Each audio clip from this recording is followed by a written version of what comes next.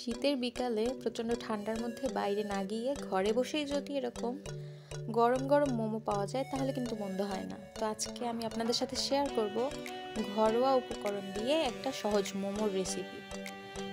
তো আসসালামু আলাইকুম এভরিওয়ান, দেখে নেওয়া যাক কি কি প্রয়োজন আমাদের মোমো বানাতে।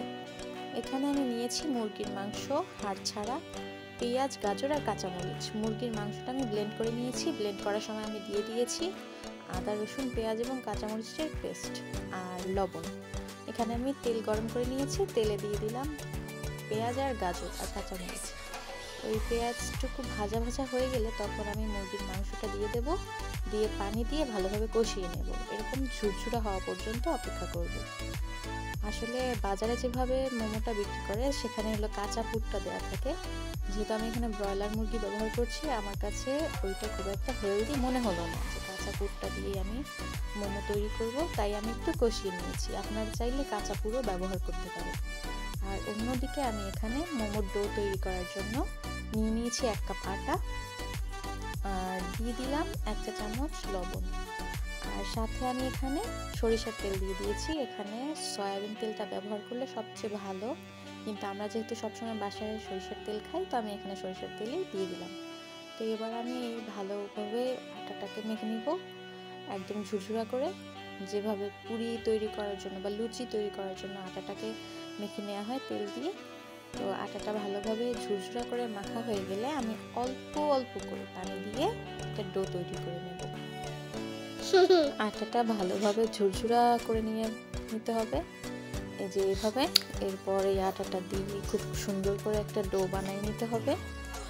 একদম নরমও না, খুব শক্তও না, এরকম মিডিয়াম টাইপ। তো এই তো আমার ডোটা হয়ে গেছে। এখন এই ডোটাকে আমি 10-15 মিনিটের জন্য রেস্টে রেখে দেবো। তো 10-15 মিনিট পরে এই আটাটা দিয়ে আমি ছোট ছোট লেচি কেটে নেব। এরপর পুরির মতো করে আমি বেলে নিব। আর লক্ষ্য রাখতে হবে শীটটা যেন খুব পাতলা থাকে। শীটটা যত পাতলা হবে এই মোমোটা খেতে ঠিক ততটাই মজা লাগবে। তো এরপর এই তো এই শীটের মধ্যে আমি যে এই পুরটা বানাই রাখছিলাম চিকেনের, এই যে এরকম ঝুরঝুরা হয়েছে, এই পুরটা আমি দিয়ে দেব। ওই একটা আবার কালো একটা পেঁয়াজ ভাজা করছে, এখন ওইটা আমি আবার ফেলে দিলাম। তো এরপর এই তো এটা আমি ভালোভাবে পুরটা দিয়ে এটাকে একটা পিঠার শেপ দিয়ে দেব। যেভাবে আমরা নারকেল পুলি বানাই, পুলি পিঠা, ওইভাবে করে আমি সুন্দর করে এটাকে বটে নেব। অনেকে আছে যে অনেক সুন্দর করে পিঠা বানাতে পারে বা খুব সুন্দর ডিজাইন করতে পারে, তো আমি অতটা এক্সপার্ট না। আমি যেইভাবে পারি ওইভাবে আমি করে নিলাম। আপনারা যারা ভালোভাবে পিঠা বানাতে পারেন আরও সুন্দর সুন্দর শেপ দিতে পারেন। তো এই তো এটা পিঠাটা পুলি পিঠার মতো একটা শেপ দেওয়ার পর এটাকে আমরা রেস্টুরেন্টে যেরকম অন্থন খাই, অন্থনের মতো আমি একটা শেপ দিয়ে নিলাম। এই আমার হয়ে গেল মোমো। একটা যে কতগুলো ডিজাইন করছিলাম ওইগুলো আমি ইউটিউব দেখে দেখে করছি, আমারটা অতটা ভালো হয় নাই। আপনারা সুন্দর করে এটা শেপটা দিয়ে নেবেন। আর এখানে আমি ফ্রাই প্যানে তেল দিয়ে দিয়েছি খুবই অল্প।